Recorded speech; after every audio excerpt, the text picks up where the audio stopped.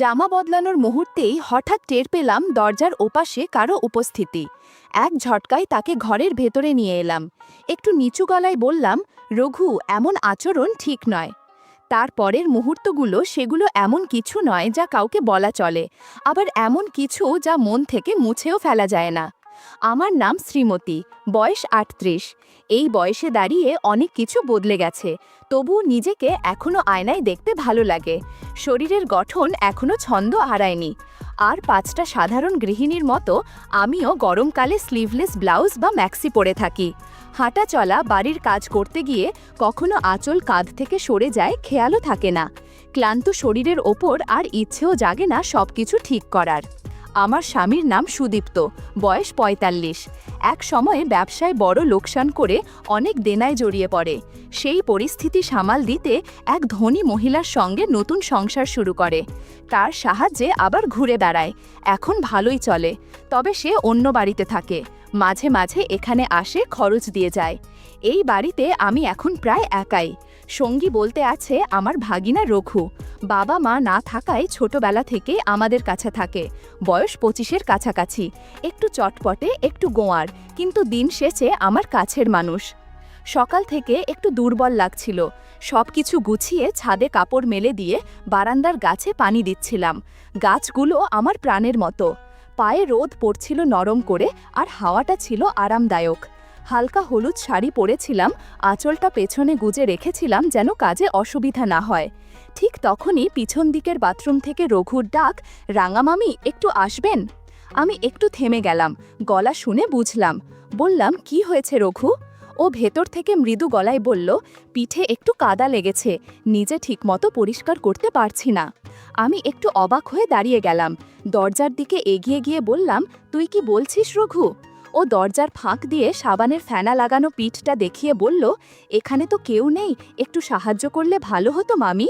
আমি এক ধাপ পিছিয়ে এলাম, দরজাটা টেনে দিয়ে বললাম, এইসব বোকামি করিস না রঘু, আমি কিন্তু তোর মামাকে সব বলবো। আমার কণ্ঠ রাগে ভরা ছিল, কিন্তু ভিতরে যেন কোথাও একটু কাঁপুনি বাজল।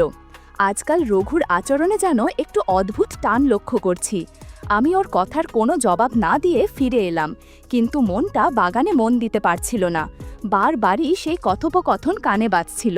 অস্বস্তির সঙ্গে সঙ্গে একটা অজানা রকম অনুভবও হচ্ছিল। নিজেকেই বুঝিয়ে বললাম, এই বয়সেও যেন কিছু কিছু অনুভূতি পুরোপুরি মুছে যায় না। বিকালে বারান্দায় বসে বই নিয়েছিলাম। হাওয়ায় আঁচলটা উড়ছিল আস্তে আস্তে। পাতায় চোখ রেখেও মনটা কেমন যেন এলোমেলো লাগছিল। দুপুরে সেই ঘটনাটা যেন মন থেকে যাচ্ছিল না। সব কিছু কেমন ঘরে ঢেকেছিল। এমন সময় হঠাৎ বাইরে কিছু শব্দ শুনলাম। আরে রঘু, পড়ে গেছে, পায়ে আঘাত লেগেছে, রক্ত বেরোচ্ছে। আমি বই ফেলে তাড়াতাড়ি নিচে নেমে এলাম। উঠোনে গিয়ে দেখি রঘু গেঞ্জিতে গলায় ঘাম জমে গেছে আর মাটিতে বসে আছে। হাঁটুর নিচে একটু কেটে গেছে, তবে মুখটা এমন করে কুঁচকে আছে যেন ব্যথা ছড়িয়ে পড়েছে সারা শরীরে। আরে কি হলো রে? আমি ছুটে গিয়ে জিজ্ঞেস করলাম। রঘু অসহায় মুখে তাকিয়ে বলল, মামি, খুব ব্যথা পাচ্ছি, পা নড়াতে পারছি না। আমি ওকে ধীরে ধীরে ধরে ঘরের ভেতরে নিয়ে এলাম। দালানের পাশে বসিয়ে পা ধুয়ে তাড়াতাড়ি মলম আনতে গেলাম। ঘামে ভেজা শরীর, আর আমি যখন তুলোটা ওর পায়ে ছুঁই, ও কেমন একটু চমকে উঠল। ধরো না তো ওইখানে, ও হালকা গলায় বলল, আপনার হাত ছোঁয়ার পর কেমন যেন ঠান্ডা ঠান্ডা লাগছে মামি। আমি একটু রাগ মিশিয়ে বললাম, চুপ কর, পা ফেটেছে আর তুই ফাজলামো করছিস? আপনার হাতেই ব্যথা কমে যায় মামি। ও মুচকি হাসল। আমি কিছুক্ষণ চুপ করে রইলাম, ভাবছিলাম এই ছেলেটা দিন দিন এমন সাহসী হয়ে উঠছে কি করে। ওর কথাগুলো একদিকে অবাক করে, অন্যদিকে কোথাও যেন একটা অদ্ভুত শিহরণ ছুঁয়ে যায়। মলম লাগাতে গিয়ে কখন যেন হাতটা একটু ওপরের দিকে উঠে গিয়েছিল। রঘু কষ্টের গলায় বলল, আরও একটু নিচে দিলে হতো, হাঁটুর কাজটাই ঠিক লাগেনি। আমি হুঁশ ফিরে পেলাম, একটু সোজা হয়ে দাঁড়িয়ে বললাম, রঘু, কথা বাড়াস না, বেশি বাড়াবাড়ি করলে কিন্তু বাড়িতে পাঠিয়ে দেব। ওর গলায় এবার কেমন যেন একটানা আবেগ। আপনি না থাকলে আমি কোথায় যাব মামি? আমি আর কিছু বললাম না, উঠে ঘরের দিকে চলে এলাম। পেছনে ওর দৃষ্টির ভার যেন কাঁধে এসে পড়ল। ঘরে ঢুকে দরজাটা লাগিয়ে দিলাম, কিন্তু মনটা সারাদিন অস্থির রইল। রাতে একবার ওর ঘরে গেলাম পায়ের অবস্থা দেখতে। দেখি হেলান দিয়ে শুয়ে আছে, পা কিছুটা ফুলে আছে।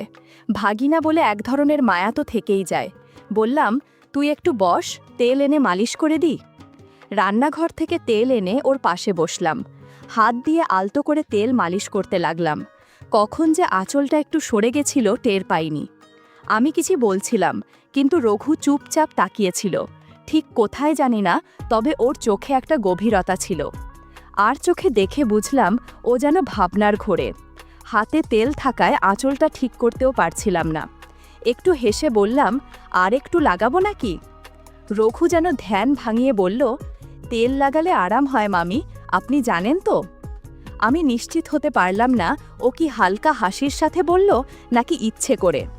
একটু ইতস্তত করে বললাম, থাক, আজকের মতো কাল আবার করে দেব। আমি উঠে গেলাম। পেছনে রঘুর চোখ দুটো অনুভব করছিলাম, যেন মনের কোণায় কোনো কথা থেকে যাচ্ছে। আমার ভিতরে একটা অদ্ভুত অনুভূতি হলো, ও কি সত্যিই আমার মাঝে কিছু অন্যরকম খুঁজছে? এর পরের কয়েকটা দিন ওর সেবা যত্নেই কেটে গেল। সপ্তাহ পেরোতেই পায়ে খানিকটা জোর এসেছে। আজ দুপুরে সূর্যটা একটু বেশি তীব্র। বাড়ির কাজ সেরে স্নানে গেলাম। বেরিয়ে এসে একটা ব্লাউজ নিতে গিয়েই বুঝলাম যেটা পরতে চাচ্ছিলাম তার বোতামগুলো আবার নষ্ট। তবুও কোনোভাবে গায়ে চাপিয়ে ঘরে ফিরে এলাম। ভাবলাম অন্য কিছু পরব, কিন্তু দেখি বাকিগুলোর অবস্থাও এক এক রকম। কারো বোতাম আলগা, কারো ফিটিং ঠিক নেই। শেষমেশ একটা ঠিকঠাক যা ছিল সেটাতেই দিনটা চালিয়ে নিলাম। পরশু রঘুর হাতে একটা পুরনো স্যাম্পল ব্লাউজ দিয়েছিলাম সাম্যবাবুর দর্জির দোকানে পাঠানোর জন্য। মাপ ঠিকমতো নিয়ে নতুন করে 4টা বানাতে বলেছিলাম। আজ দুপুরেই বলেছিলেন নিতে আসতে, তাই হালকা গুছিয়ে একটা গোলাপি সুতির শাড়ি পরে নিলাম, সঙ্গে ম্যাচিং ফিটিং ব্লাউজ। রোদ ছিল কড়া, কিন্তু পাতলা কাপড়ের কারণে কিছুটা আরাম লাগছিল। দর্জির দোকানটা ছোট, তবে সাম্যবাবু খুব মনোযোগী মানুষ। বয়স 35-40-এর কোঠায়, সবসময় গলায় নরম গলার স্বর আর চোখে পুরু ফ্রেমের চশমা। দোকানের ভেতরটায় একটা ঘরোয়া গন্ধ, মিলেমিশে কাপড়, আতর আর সময়ের জমে থাকা আবহ। আমি ঢুকতেই উনি তাকালেন, একটু মৃদু হাসি হেসে বললেন, আহা রাঙা মামি, গোলাপি রংটা আপনাকে যেন আলাদাই মানায়। আমি হেসে বললাম, আপনি এখন রং নিয়েও কথা বলেন? না না, আমি তো শুধু মাপ ধরি। সাম্যবাবু হেসে বললেন, আর সেই মাপে ভুল হওয়ার উপায় নাই। তারপর টেবিল থেকে নতুন বানানো 4টা ব্লাউজ হাতে তুলে দেখালেন। এই দেখুন, মাপ মতোই হয়েছে, তবে একটা একটু ফিটিং বেশি রাখা হয়েছে। আপনার যা ভালো লাগে সেটা পরে নিতে পারেন। আমি বললাম, একটা পরে দেখি। উনি বললেন, ওই পেছনের ঘরেই পাল্টানোর জায়গা আছে, দরজাটা ভেতর থেকে বন্ধ করে নেবেন। আমি গিয়ে একটা ব্লাউজ পরে দেখলাম। সত্যি বলতে একটু টাইট লাগলো, আঁচল ছাড়া অস্বস্তিকর মনে হচ্ছিল। বেরিয়ে এসে বললাম, এইটা মনে হয় একটু বেশি আটসাট হয়ে গেছে না? সাম্যবাবু চোখ নামিয়ে বললেন, হয়তো ওই মাপটাই ভুলে গেছিলাম, তবে অনেকে বলেন এ ধরনের ফিটিংয়ে বেশ পরিপাটি লাগে। একটু থেমে আবার বললেন, আপনার যেমন ভারসাম্যপূর্ণ গড়ন, সেখানে এসব ডিজাইন বেশ মানিয়ে যায়। আমি কিছু বলিনি। সাম্যবাবুর কথাগুলো খুব জোরালো কিছু ছিল না, তবুও মনে হলো কোথাও যেন একটু অস্বস্তি জমে রইল। 4টা ব্লাউজ নিঃশব্দে হাতে নিয়ে বেরিয়ে এলাম। পেছন থেকে উনি বললেন, কোনো সময় যদি কিছু ঠিকঠাক না লাগে জানাবেন রাঙামামি, আমি দেখে দেব। রাস্তা দিয়ে হাঁটতে হাঁটতে মনে হচ্ছিল আমার উপস্থিতি হয়তো কারো কারো চোখে একটু আলাদা অর্থ বহন করে, আর আমি কিছু না বলেই সেই অনুভূতির মাঝখান দিয়ে হাঁটছি শুধু নিজের মতো করে। সকাল থেকেই রঘু জেদ ধরেছে, মামি সিনেমায় চলেন না, শাকিব খানের তাণ্ডব এসেছে, দেখলে আপনার মনটাই ভালো হয়ে যাবে। প্রথমে না করেছিলাম, কিন্তু ওর চাহনি আর মন খারাপ করা মুখ দেখে শেষমেশ রাজি হলাম। ভাবলাম অনেক দিন পর বাড়ির বাইরে একটু বেরোবো, খারাপ কি, নিজেকেই যেন একটু বদলে নেওয়ার সুযোগ। একটা হালকা সবুজ সুতির শাড়ি পরে নিয়েছিলাম, পাতলা রঙের ছাপা, সঙ্গে সালোয়ার আর গলায় এক ফালি হালকা ওড়না। গরমের দিনে বেশ আরামদায়ক ছিল।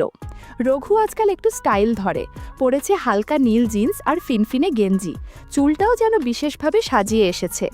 সিনেমা হলে পৌঁছে দেখি বেশ ভিড় জমেছে। চারপাশে লোকের ভিড় ঠেলে রঘু আমার হাত ধরে টান দিয়ে এগিয়ে গেল টিকিট লাইনের দিকে। ভিড়ের মাঝে একটু একটু করে ঠেলে নিয়ে চলেছে আমাকে। কিছুটা অস্বস্তি হচ্ছিল, তাই একটু পিছিয়ে দাঁড়াতে চাইছিলাম।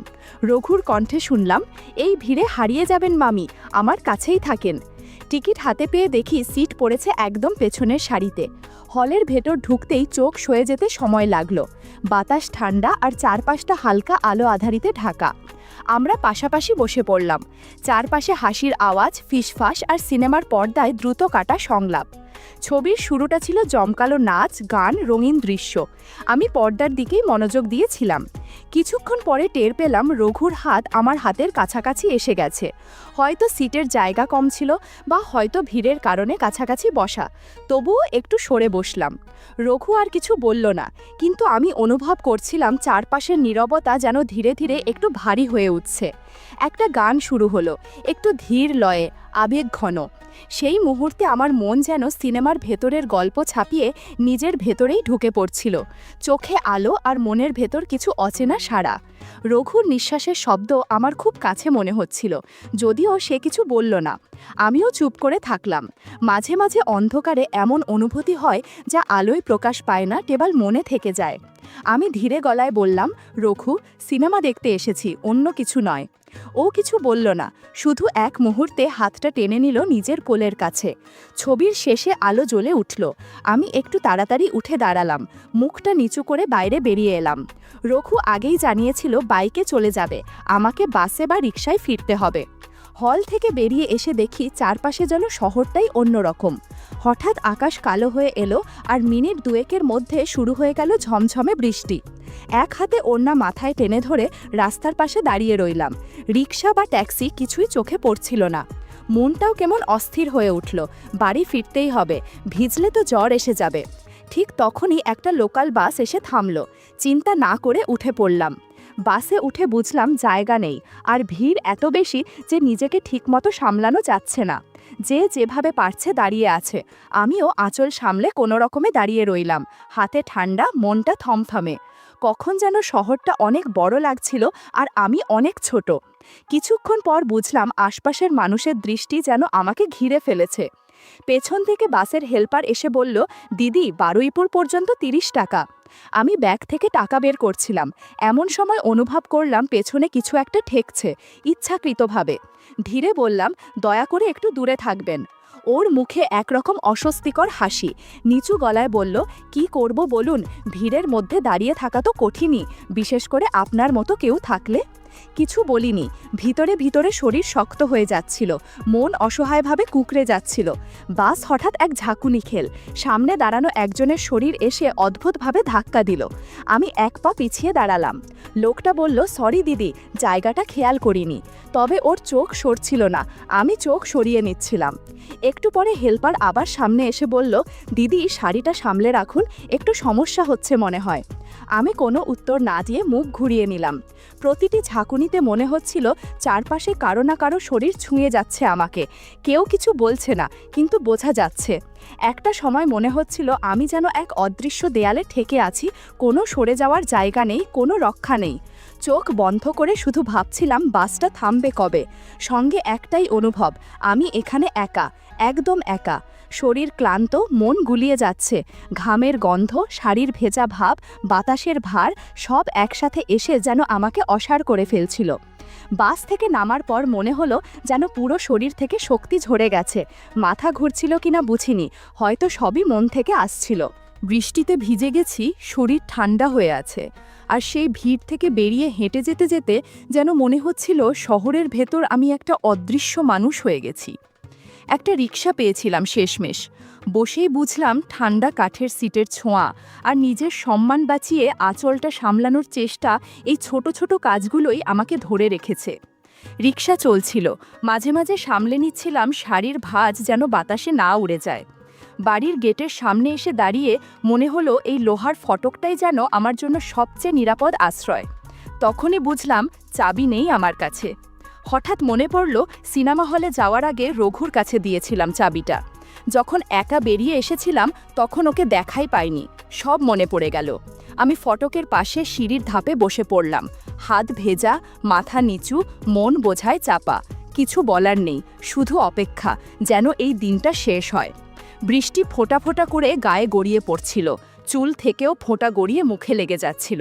আমার আঁচল ভিজে কাঁধে টিকেছিল আর ঠান্ডায় শরীর শিউরে উঠছিল। ঠিক সেই সময় পাশ থেকে পরিচিত কণ্ঠ শুনলাম, মামি এতক্ষণ বাইরে দাঁড়িয়েছিলেন রঘু। আমি ওর দিকে তাকালাম। ওর মুখে ছিল একটা অদ্ভুত মিশ্র অনুভূতি, কষ্ট, অস্বস্তি আর সামান্য দুঃখের ছাপ। আমি বললাম, তুই তো সিনেমা হলে ছিলি, চাবিটা তো তোদের কাছেই ছিল, তারপর আমাকে এভাবে একা ফিরে আসতে হলো রঘু।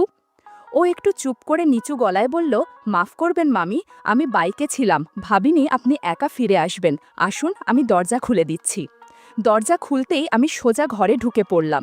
পেছনে ওর পায়ের শব্দ পেলাম, কিন্তু ফিরে তাকাইনি। দরজা আটকে দিলাম।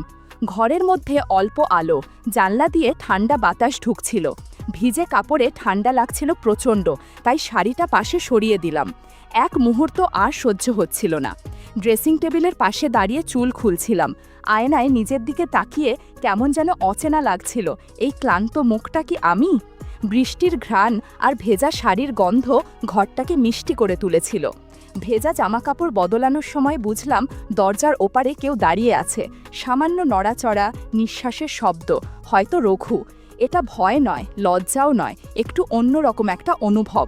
হঠাৎ বুকের কাছে হালকা ধুকফুক বোধ করলাম। আমি ধীরে বললাম, রঘু তুই চলে যা, আমি একটু বিশ্রাম নেব। ও কোনো উত্তর দিল না। হয়তো চলে গিয়েছিল, হয়তো চুপচাপ দাঁড়িয়েছিল, আমি জানি না। শুধু জানি সেদিন রাতে ঘরের বাতাসটা একটু ভারী হয়ে উঠেছিল। সকালের বৃষ্টি অনেক আগেই থেমে গিয়েছিল। দুপুরের রোদ উঠতেই আমি এক গাদা ভেজা কাপড় ঝুড়িতে ভরে ছাদে গেলাম শুকাতে। শাড়িগুলো থেকে জল টপ টপ করে ঝরছিল, যেন ওরাও আমার মতো ভিজে কাঁপছে।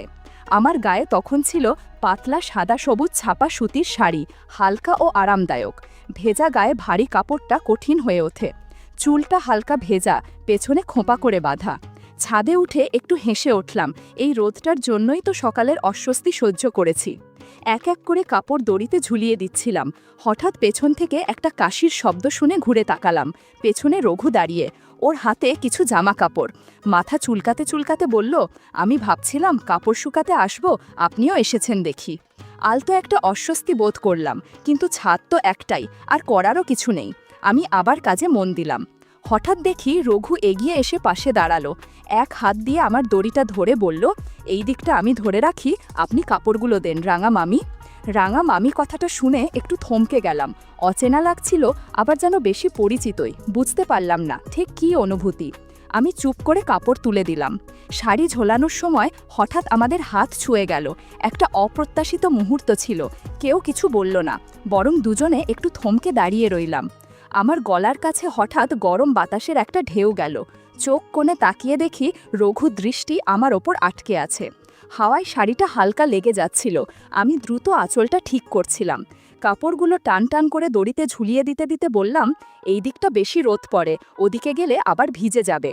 রঘু হাসি মুখে বলল, আচ্ছা, আপনি জানেন রোদে যখন শাড়িগুলো দোলাচ্ছে তখন আপনারই মতো ঝলমল করে রং ফুটে ওঠে। আমি মুখ ঘুরিয়ে রাখলাম, কিন্তু ঠোঁটের কোণে হালকা একটা হাসি ফুটে উঠল। আর ওর দিকে তাকাতে পারলাম না, কিন্তু বুঝতে পারছিলাম ওর চোখ যেন আমার ওপর আটকে আছে। হাওয়াটা একটু বেড়ে গেল, আঁচলটা হঠাৎ উড়ে গিয়ে পেছনে চলে গেল। আমি হাত দিয়ে আঁচলটা সামলাতে গিয়ে পারলাম না ঠিকঠাক। ও পেছন থেকে এসে আস্তে আস্তে আঁচলটা নিয়ে সামলিয়ে দিল। আমি হালকা সরে গেলাম। একপাশে গিয়ে বললাম, ঠিক আছে রঘু, বাকি কাপড়গুলো পরে ঝুলিয়ে দেব, তুই নাম, রোদটা বেশি হয়ে যাচ্ছে। ও একটু থেমে বলল, আপনি তো সকালে ভিজে গিয়েছিলেন, সাবধানে থাকবেন, ঠান্ডা লেগে গেলে অসুস্থ হয়ে পড়বেন। তারপর ধীরে ধীরে ছাদ থেকে নামতে লাগলো। আমি দড়িতে ঝুলানো শেষ শাড়ি নিয়ে ভাবছিলাম, আজকাল ওর চোখে যেন একরকম অন্যরকম ভাব দেখছি, যা আগে দেখিনি। আমি নিজেও কেমন যেন ভাবনায় পড়ে গেলাম।